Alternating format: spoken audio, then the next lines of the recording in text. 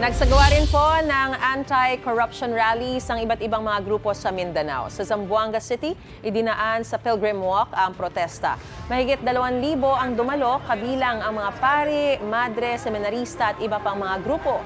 Pinaunahan din ng ilang tagasimbahan ng Trillion Peso 2.0 March sa Iligan City.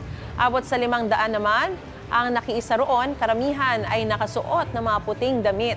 Puti rin at pula ang suot ng mga ralista sa Iloilo. Bukod sa panawagan kontra katiwalian, ginunita rin nila ang Bonifacio Day. Nakasuot naman ng animoy binahang damit ang ilang nag-perform na ralista sa Davao City. Sumisimbolo raw ito sa mga biktima ng mga kalamidad dahil sa mga kinurakot na pondo sa flood control projects. Kabilang din sa mga nakilos protesta kahapon ang mga taga General Santos City at mga taga Cagayan de Oro City. Gusto mo bang mauna sa mga balita? Mag-subscribe na sa GMA Integrated News sa YouTube at tumutok sa unang balita.